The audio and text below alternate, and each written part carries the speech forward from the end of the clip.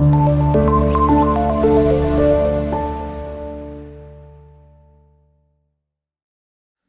वालेकुम। क्लास मैं आपका केमिस्ट्री टीचर मोहम्मद अब्दुल्ला ज़िया। आज जो हमने लेक्चर स्टडी करना है वो है रिएक्शन ऑफ अल्केन। अच्छा, रिएक्शन ऑफ अल्केन में हमारे पास वो कहता है कि दो तरह के रिएक्शन हैं। एक है thermal and catalytic reaction. Thermal में कंबस्चन आ जाता है और कैटालिटिक रिएक्शन भी है जिसमें फ्री रेडिकल हम स्टडी करते हैं। अच्छा, कंबस्चन और क्रैकिंग इसमें रिएक्शन है। उसके अलावा फ्री रेडिकल जो है हमारे पास जिसमें सब्स्टिट्यूशन है। मिसाल के तौर पे सब्स्टिट्यूशन कैसे कहते हैं हम, वैसे मैं कहता हूँ KCl प्लस वाटर H और OH। अब अगर मैं इस Cl को उठा के इसको दे दूँ और इसको देने से ये क्या बन जाएगा HCl और ये इसके साथ चला जाएगा KOH। रिप्लेसमेंट ऐसे है कि ये देखिए मेरे पास ना रिप्लेसमेंट कैसे आती है। ये रेड मार्कर है ना, इसको मैं इधर रख दूँ और इधर से ब्लैक मार्कर उठा लूँ तो ये है रिप्लेसमेंट। तो इसको कहते हैं सब्स्टिट्यूशन रिएक्शन। तो हमारे पास जो टॉपिक है उसके अंदर सबसे पहला तो ये है thermal and catalytic reaction and free radical reaction जिसे सब्स्टिट्यूशन रिएक्शन कहते हैं। अब हमारे पास जो नेक्स्ट टॉपिक है वो है हमारे पास 11.5.5 free radical substitution reaction. Free radical substitution में जो सब्स्टिट्यूशन रिएक्शन होती है यानी रिप्लेसमेंट होती है वो इन द सनलाइट में होती है और फ्री रेडिकल बनते हैं जिसमें हम हैलोजिनेशन बनेंगे।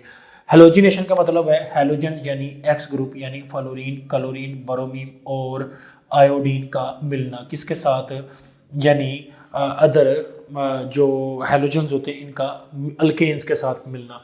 तो ये अल्केन के साथ कैसे मिलते हैं, मिसाल के तौर पे यानी यहाँ पे अगर हम CH4 की बात करते हैं तो यहाँ पे हमारे पास ये CH4 है और इसके साथ फ्लोरीन है ना, तो हमारे पास फ्लोरीन F2 होता है। तो यहाँ से बेसिकली फ्लोरीन का एक मॉलिक्यूल इसके साथ रिप्लेस करता है तो ये हमारे पास इस तरीके से यहाँ आ जाता है फ्लोरीन और यहाँ से आने वाला H जो इस जगह, यानी ये आप ऐसा समझ लें कि इन दोनों को आप रिप्लेस कर दें। ठीक है, ये हमारे पास जो मैं आपके सामने बना रहा हूँ ना इसको आप क्या कर दें रिप्लेस, यानी ये हाइड्रोजन और इसको इस फ्लोरीन के साथ क्या कर दें रिप्लेस। तो हाइड्रोजन इधर जाएगा तो ये क्या बन जाएगा HF, जिसे हाइड्रोफ्लोरिक एसिड कहते हैं। इसके अलावा इनका जो ऑर्डर है वो ये है कि सबसे ज़्यादा रिएक्टिव फ्लोरीन, उसके बाद है क्लोरीन, उसके बाद कौन है ब्रोमीन और उसके बाद एंड पे कौन है आयोडीन। ठीक है, तो ये सबसे इस तरीके से इनका रिएक्टिव ऑर्डर है। अब सबसे पहले इनिशिएशन मैं आपको एक चीज़ बताता हूँ, आप ये समझ लें कि एग्जांपल के तौर पे ये एक बीकर है और इसके अंदर यानी CH4 है और मैंने Cl2 को इसमें ऐड किया है तो रिएक्शन इज़ नॉट पॉसिबल। ठीक है, विदाउट सनलाइट, सनलाइट के बगैर रिएक्शन नहीं होगा। जैसे ही सनलाइट आएगी ना तो मेरे पास यहाँ पे इस रिएक्शन में और क्या है Cl2, तो यहाँ पे हमारे पास सनलाइट, जैसे ही सनलाइट इस पे पड़ेगी ना तो सबसे पहले इनिशिएशन होगा जिसके अंदर मतलब है कि Cl2 जो है वो Cl फ्री रेडिकल और Cl फ्री रेडिकल। तो फर्स्ट स्टेप कंप्लीट। अब आप अपना सेकंड स्टेप देखें। सेकंड स्टेप में प्रोपिगेशन है, तो वो जो फ्री रेडिकल उस बर्तन में बना है ना, यानी फ्री रेडिकल जो क्लोरीन बना है वो CH4 पे अटैक करेगा।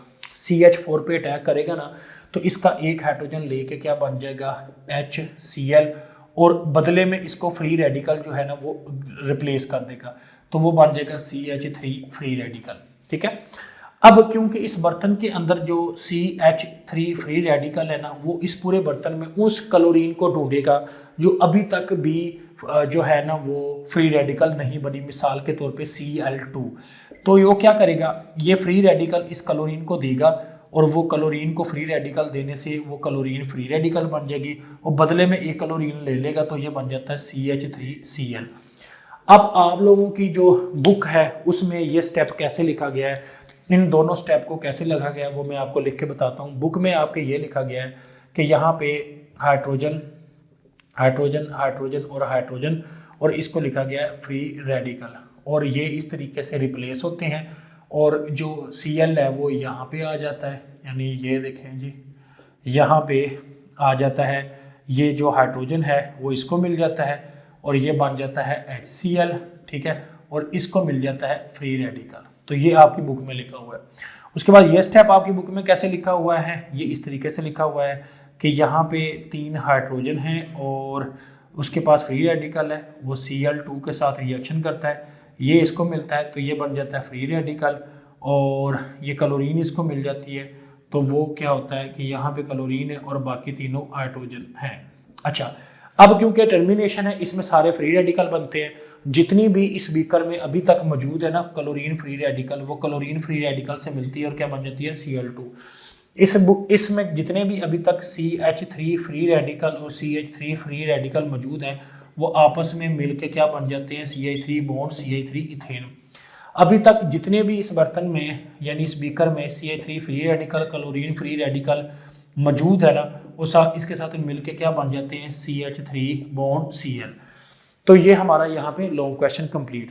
अब इसके बाद हमारे पास जो नेक्स्ट स्टेप है वो ये है कि मिथाइल क्लोराइड जिसे हम कहते हैं CH3Cl, इसका रिएक्शन करवाते हैं फ्री रेडिकल के साथ। ठीक है, किसके साथ करवाते हैं? फ्री रेडिकल के साथ।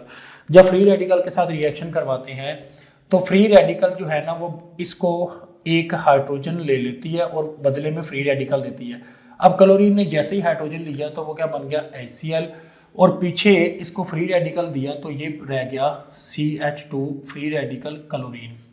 अब हम क्या करेंगे, CH2 फ्री रेडिकल क्लोरीन का Cl2 से अटैक करवाएंगे।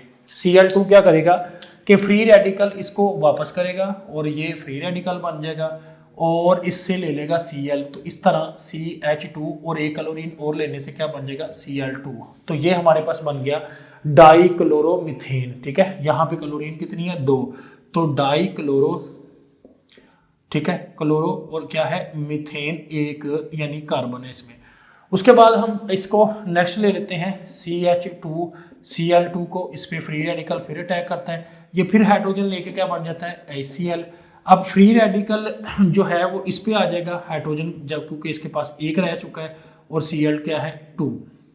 अब इसको दोबारा ले लें, CH फ्री रेडिकल Cl2 का Cl2 से अटैक करवाएंगे। ये सबसे पहले इसको फ्री रेडिकल देता है और फिर बदले में क्लोरीन लेता है, 2 पहले ही हैं और 3 क्लोरीन हो जाएगी, तो इसे हम कहते हैं क्लोरोफॉर्म या ट्राइक्लोरोमीथेन भी कहते हैं। इसके बाद इसको ले लें जी CHCl3, इसको हमने फिर फ्री रेडिकल के साथ अटैक करवाना है, तो ये फिर एक लेके हाइड्रोजन HCl बन जाती है और फ्री रेडिकल जब इसे देते हैं तो कार्बन के ऊपर फ्री रेडिकल आ जाता है। तो ये जो कार्बन के ऊपर फ्री रेडिकल है इसको जब फिर Cl2 से अटैक करवाते हैं तो ये सबसे पहले इसको देके फ्री रेडिकल देते हैं और बदले में क्लोरीन लेके CCl4 जिसे हम कहते हैं कार्बन टेट्राक्लोराइड, उसकी फॉर्मेशन होती है। तो इसमें आपकी बुक में 4 प्रोडक्ट्स लिखी हुई हैं। कार्बन टेट्राक्लोराइड एक प्रोडक्ट, सबसे पहले ये हमारे पास मिथाइल क्लोराइड, फिर डाइक्लोरोमीथेन, फिर क्लोरोफॉर्म है और उसके बाद टेट्राक्लोराइड। तो यहाँ पे हमारा ये लॉन्ग क्वेश्चन कंप्लीट हो गया।